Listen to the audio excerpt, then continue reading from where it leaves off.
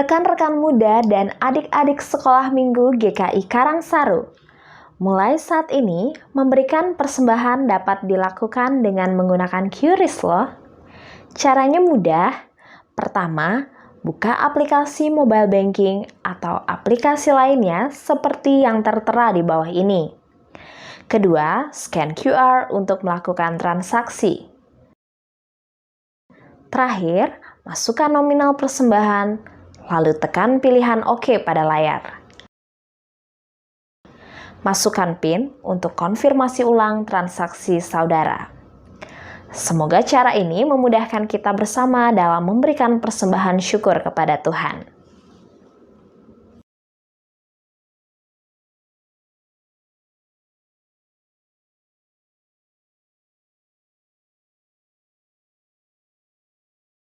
Yuk adik-adik, kita ucapkan ayat hafalan kita pada hari ini. Dari Mazmur 62 ayat 9. Percayalah kepadanya setiap waktu, hai umat. Curahkanlah isi hatimu di hadapannya. Allah ialah tempat perlindungan kita. Sekali lagi ya adik-adik. Mazmur 62 ayat 9. Percayalah kepadanya setiap waktu, hai umat. Curahkanlah isi hatimu di hadapannya. Allah ialah tempat perlindungan kita. Halo, selamat pagi adik-adik. Apa kabarnya? Bertemu kembali dengan kami Sekolah Minggu dari GKI Karangsaru. Saat ini bersama dengan Kak Yeni dan Kak Aurel. Iya, kita semua bersukacita ya adik-adik. Senang sekali kalau Kak Yeni dan Kak Aurel bisa berjumpa dengan adik-adik. Mari kita akan memulai sekolah minggu hari ini dengan bersama-sama berdoa terlebih dahulu ya adik-adik. Mari kita berdoa. Bapa kami yang di surga, terima kasih pagi hari ini kami boleh bertemu kembali di dalam sekolah minggu online. Pimpin kami ya Tuhan untuk kami dapat mengikuti sekolah minggu ini dengan baik di dalam memuji nama Tuhan dan mendengarkan firman Tuhan. Terima kasih Tuhan, di dalam nama Tuhan Yesus kami berdoa. Amin. Ya Kak Aurel dan adik-adik semua, hari ini kita sungguh bersukacita. Dan Kakak harap kita semua juga dengan penuh semangat nanti memuji nama Tuhan.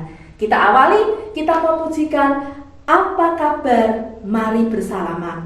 Mungkin saat ini tidak bisa bersalaman, tetapi kita bisa gunakan kedua tangan kita. Gini ya Kak Aurel, nah gitu ya. Yuk kita pujikan apa kabar, mari bersalaman. Ayo Kak Aurel.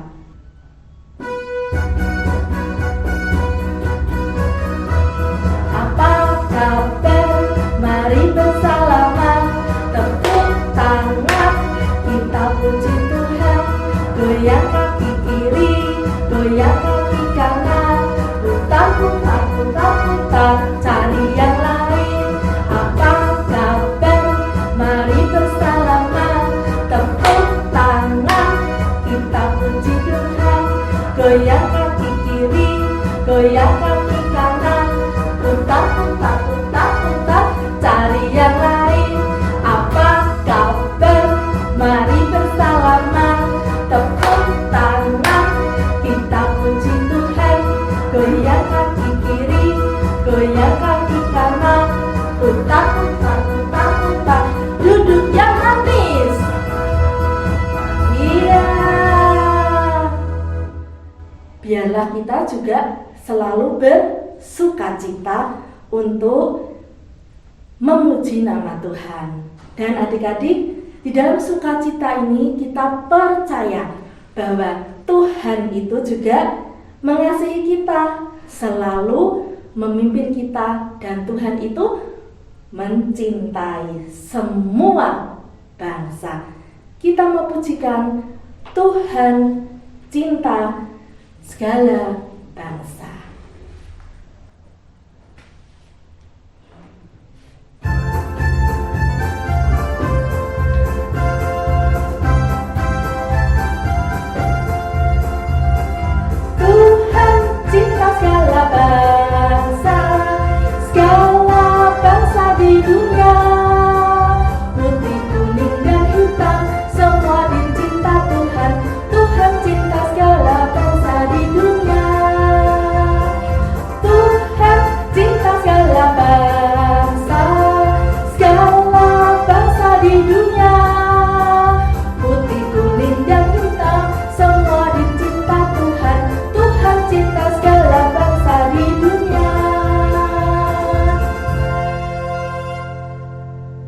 Ya adik-adik, Tuhan cinta segala bangsa dan Dia sanggup memberikan pertolongan, memberikan kekuatan kepada setiap kita anak-anaknya. Dia Allah yang sangat besar, Allah yang perkasa, yang selalu memberikan yang terbaik buat kita semua.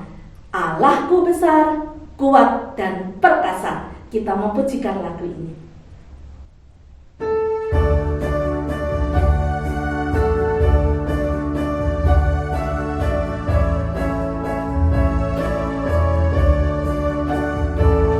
Allahku besar, kuat dan perkasa, tiada yang mustahil bagi Dia. Oh oh, Allahku besar, kuat dan perkasa, tiada yang mustahil bagi Dia. Oh oh, gunung miliknya, sungai miliknya, bintang-bintang ciptaannya. Oh oh, Allahku besar, kuat dan perkasa, tiada yang mustahil bagi Dia. Oh oh, Allahku besar, kuat dan perkasa, tiada yang mustahil bagi Dia. Oh oh, Allahku besar, kuat dan perkasa, tiada yang mustahil bagi Dia. Oh oh, gunung miliknya, sungai miliknya, bintang-bintang ciptaannya. Oh oh, Allahku besar, kuat dan perkasa, tiada yang mustahil bagi Dia. Oh oh,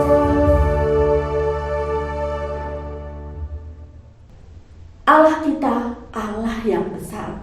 Oleh sebab itu, kita juga harus selalu mengikuti, menuruti segala kehendak Tuhan.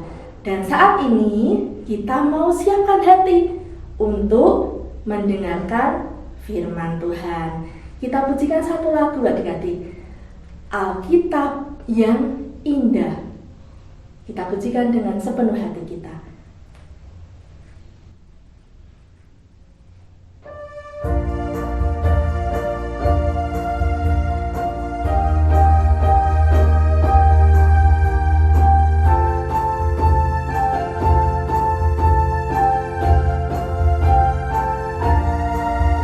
Alkitab yang indah, kitab yang ku cinta, hidupku bersandar firman-Nya, ku cinta Alkitab.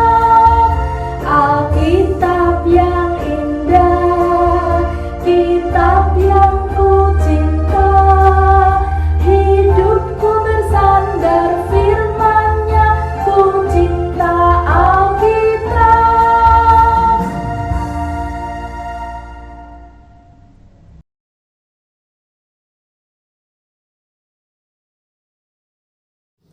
Adik-adik, sebelum kita memulai firman Tuhan kita pada pagi hari ini, hendaknya kita mulai dengan berdoa terlebih dahulu. Mari kita berdoa. Tuhan, pada pagi hari ini kami mengucap syukur di mana kami boleh berkumpul untuk memuji dan memuliakan nama-Mu. Saatnya Tuhan, kami akan mendengarkan sebagian daripada firman-Mu. Biarlah firman Tuhan yang disampaikan oleh hamba-Mu dapat bekerja sesuai dengan kehendak Tuhan. Apapun yang akan disampaikan juga dapat menjadi berkat bagi kami semua. Buat kami yang akan mendengarkan firman-Mu, kami mohon Tuhan siapkan hati kami supaya menjadi pendengar yang baik dan dapat menerima firman yang disampaikan. Terima kasih Tuhan. Kami sambut firman-Mu hanya di dalam nama Tuhan Yesus Kristus. Amin. Adik-adik yang dikasihi oleh Tuhan, bacaan nats kita pada minggu hari ini terambil dari kitab 2 Raja-Raja, pasalnya yang kelima, ayat 1 sampai 15. Kakak akan ulangi, terambil dari kitab 2 Raja-Raja, pasalnya yang kelima, ayat 1 sampai 15. Kakak akan membacakannya untuk adik-adik semua. Naaman disembuhkan. Naaman, panglima Raja Aram, adalah seorang terpandang di hadapan tuannya dan sangat disayangi, sebab oleh dia Tuhan telah memberikan kemenangan kepada orang Aram. Tetapi orang Aram itu, seorang pahlawan tentara, sakit kusta. Orang Aram pernah keluar bergerombolan dan membawa tertawan seorang anak perempuan dari negeri Israel.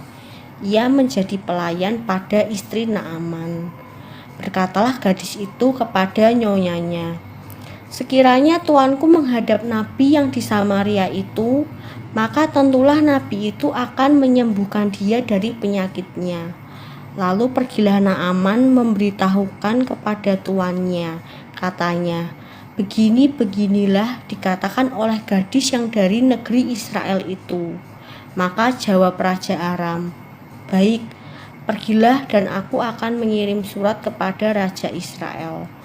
Lalu pergilah Naaman dan membawa sebagai persembahan 10 talenta perak dan 6.000 shekal emas dan 10 potong pakaian.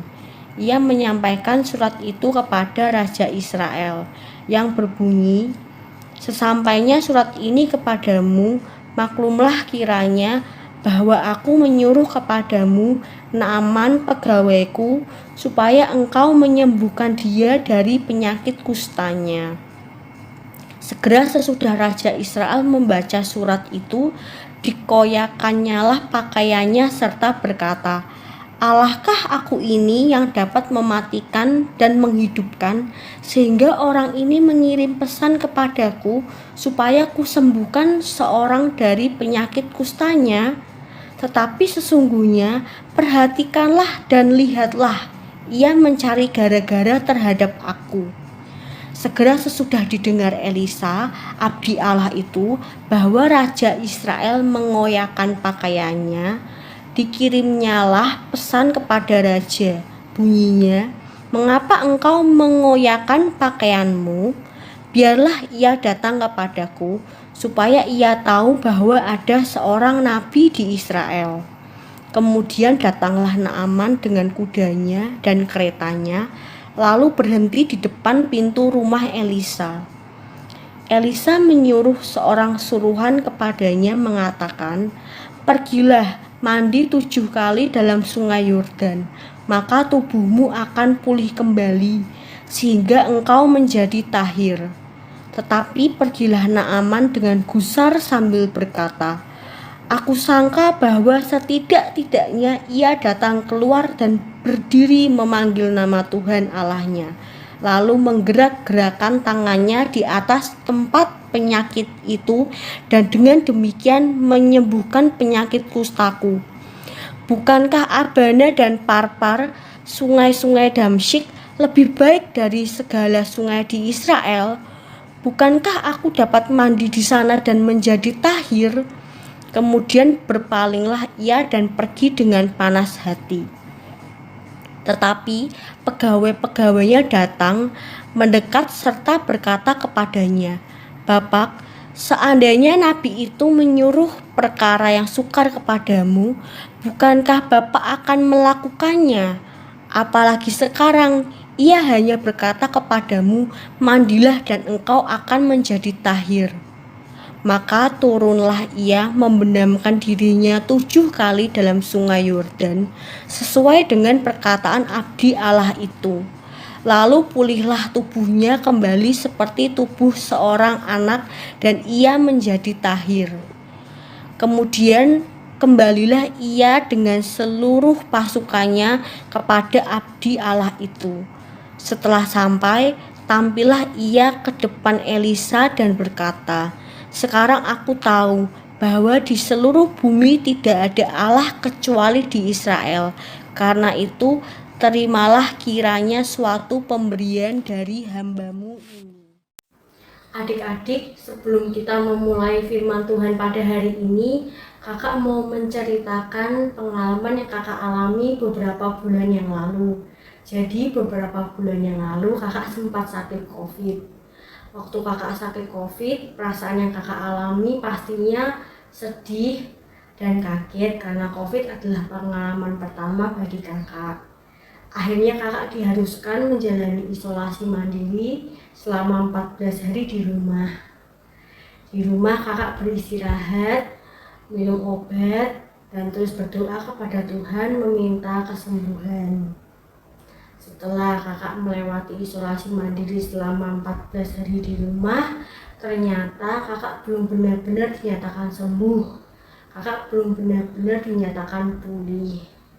Waktu itu perasaan kakak kembali sedih ya, karena ternyata usaha yang kakak lakukan belum maksimal sehingga kakak belum boleh mendapatkan kesembuhan.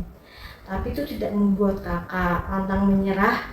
Kakak terus berusaha dan terus berdoa kepada Tuhan. Akhirnya kakak menjalani isolasi kedua supaya kakak bisa sembuh. Kakak melakukan berbagai macam usaha yang lebih giat lagi, yaitu dengan rajin berolahraga, rajin minum obat, rajin menjemur diri, makan makanan yang bergizi, istirahat yang cukup, supaya kakak cepat sembuh. Dan kakak terus berdoa meminta kepada Tuhan kesembuhan dengan waktu yang tepat dan rencana Tuhan yang indah pastinya. Dan ternyata akhirnya kurang dari sebulan, kakak akhirnya dinyatakan benar-benar sembuh. Kakak sungguh mengucap syukur dan puji Tuhan kepada Tuhan karena akhirnya kakak bisa berkumpul kembali dengan keluarga, dengan teman-teman, bisa bekerja kembali, bisa melakukan aktivitas sehari-hari dengan normal kembali.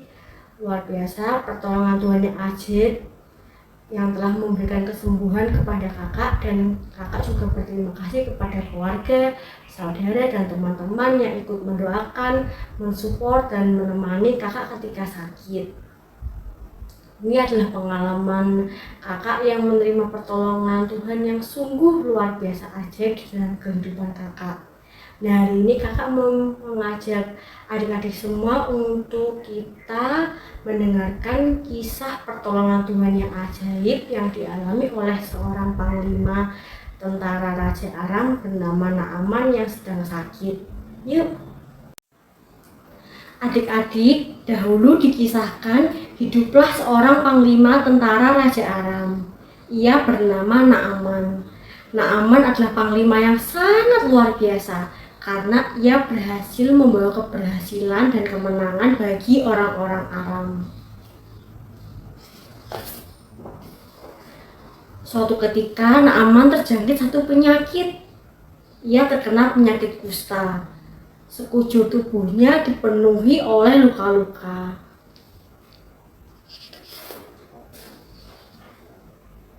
Istri Naaman memiliki pelayan, yaitu seorang anak perempuan yang berasal dari negeri Israel.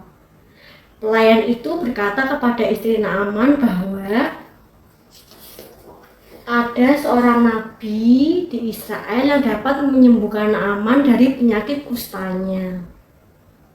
Seketika itu, istri Naaman langsung menyampaikan kabar itu kepada Naaman, dan Naaman menyampaikan hal itu kepada Raja Aram.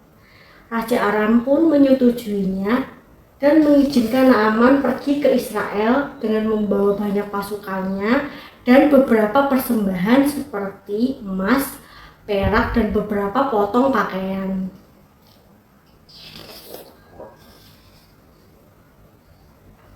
Setibanya Naaman di rumah Nabi Elisa, ia disambut oleh orang suruhan Nabi Elisa.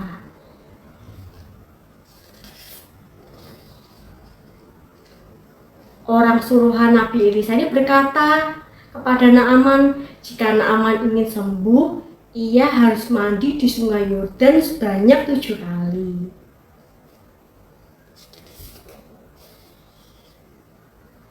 Mendengar perkataan orang suruhan Nabi Elisa itu, Naaman menjadi kecewa karena Nabi Elisa tidak menjumpainya secara langsung. Dan ia menjadi marah karena ia tidak mau mandi di sungai Yordan yang kotor sebanyak 7 kali. Ia bahkan membandingkan sungai Yordan yang kotor dengan sungai-sungai di Aram yang bersih dan indah seperti sungai Abana dan sungai Parpar.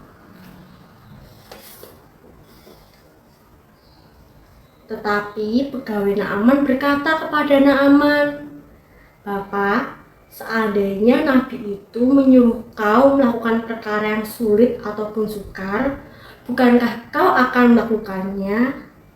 Apalagi sekarang, kau hanya disuruh mandi sebanyak 7 kali dan kau akan sembuh." Setelah mendengar perkataan dari pegawainya tadi, Naaman pun menyetujui dan pergi berangkat menuju ke sungai Yordan.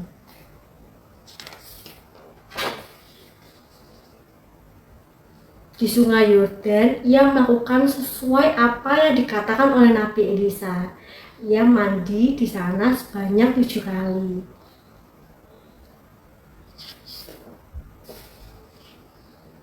Dan mujizat pun terjadi. Penyakit kusta yang hinggap di tubuh Naaman seketika hilang. Ia menjadi sembuh. Kulitnya menjadi bersih kembali. Ia pun memuji Tuhan dan berkata bahwa tidak ada Allah lain selain Allah di Israel. Puji Tuhan. Adik-adik, firman Tuhan hari ini boleh mengajarkan kita bahwa Tuhan sanggup untuk menyembuhkan sakit yang kita alami. Sama seperti Tuhan yang memakai Nabi Elisa untuk menyembuhkan Naaman, Tuhan juga memakai dokter dan obat-obatan untuk menyembuhkan kita. Tuhan juga memakai orang tua kita, saudara kita, teman-teman kita untuk merawat, menemani, dan mendoakan kita agar kita bisa segera sembuh. Jadi adik-adik, ketika kita sakit, hendaknya kita selalu berdoa, meminta pertolongan dan kesembuhan kepada Tuhan. Dan jangan lupa adik-adik untuk kita selalu taat dan setia melakukan usaha untuk mendapatkan kesembuhan itu. Dan jangan lupa juga untuk hendaknya kita selalu mengucap syukur atas pertolongan Tuhan yang begitu ajaib di dalam kehidupan kita sehari-hari. Kakak mau nyanyikan satu buah lagu untuk adik-adik semua agar kita boleh mengingat pertolongan Tuhan yang begitu ajaib yang boleh kita rasakan setiap hari. Judul lagunya Pertolonganmu. Kakak akan nyanyikan untuk kita semua.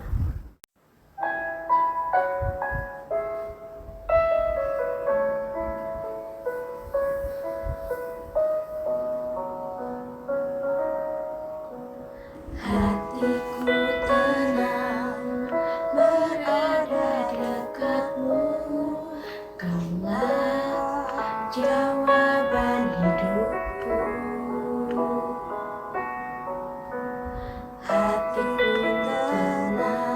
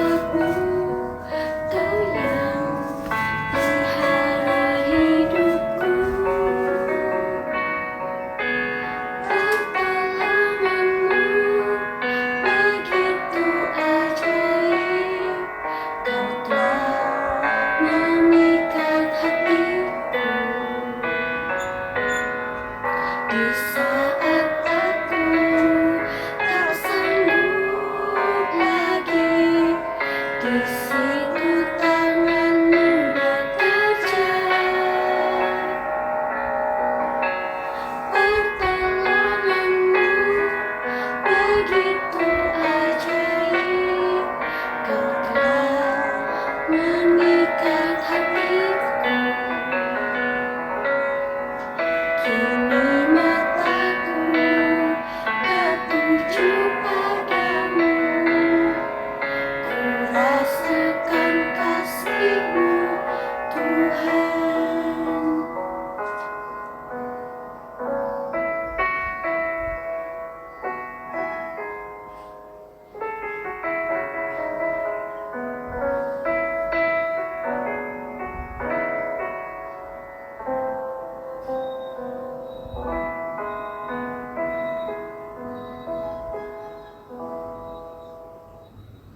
Nah, adik-adik, dari lagu tadi, kakak berharap adik-adik bisa belajar dan terus mengingat pertolongan Tuhan yang begitu ajaib di dalam kehidupan kita. Adik-adik juga boleh mendoakan jika ada keluarga, saudara, atau teman yang kini sedang sakit, agar boleh beroleh kesembuhan dari Tuhan. Amin.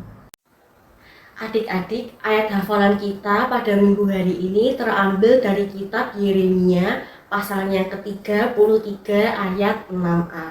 Kakak ulangi, terambil dari kitab Yeremia pasalnya ke-33 ayat 6a yang berbunyi, sesungguhnya aku akan mendatangkan kepada mereka kesehatan dan kesembuhan, dan aku akan menyembuhkan mereka. Kakak ulangi ya, Yeremia 33 ayat 6a yang berbunyi, sesungguhnya aku akan mendatangkan kepada mereka kesehatan dan kesembuhan, dan aku akan menyembuhkan mereka. Gampang bukan adik-adik? Adik-adik, sebelum kita mengakhiri ibadah online kita pada pagi hari ini, marilah kita menutupnya dengan berdoa. Mari kita berdoa. Bapa kami yang ada di surga, pada pagi hari ini kami telah mendengarkan sebagian daripada firman-Mu. Biarlah firman ini dapat tertanam di dalam hati setiap kami, dan firman ini dapat menjadi pertolongan dalam kami menjalankan kehidupan kami. Berkati terus kami Tuhan, supaya kami tetap selalu rindu untuk mendengarkan firman-Mu. Terima kasih Tuhan untuk firman-Mu hari ini. Di dalam nama Tuhan Yesus kami sudah berdoa dan mengucap syukur. Amin. Bapa kami yang ada di surga, dikuduskanlah nama-Mu, datanglah kerajaan-Mu, jadilah kehendak-Mu di bumi seperti di surga. Berilah kami pada hari ini makanan kami yang secukupnya, dan ampunilah kami akan kesalahan kami, seperti kami juga mengampuni orang yang bersalah kepada kami. Dan janganlah membawa kami ke dalam pencobaan, tetapi lepaskanlah kami daripada yang jahat, karena Engkaulah yang mempunyai kerajaan dan kuasa dan kemuliaan sampai selama-lamanya. Amin.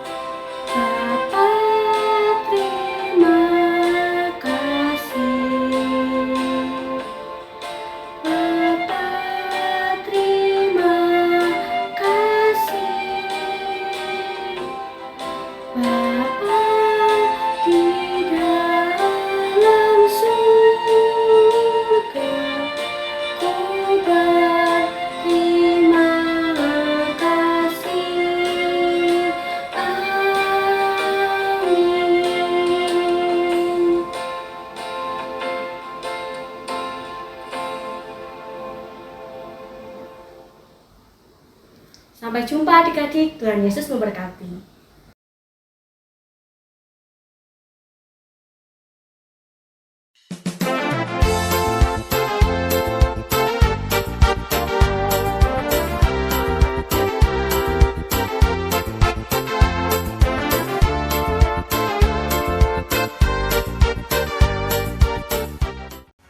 Baca kitab suci, doa tiap hari.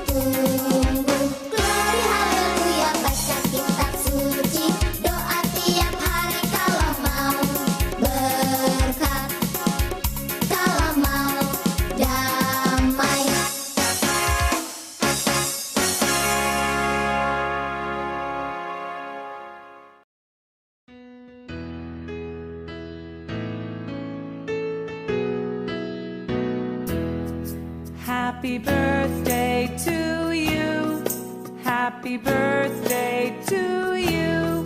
Happy birthday, happy birthday, happy birthday to you. Happy birthday to you. Happy birthday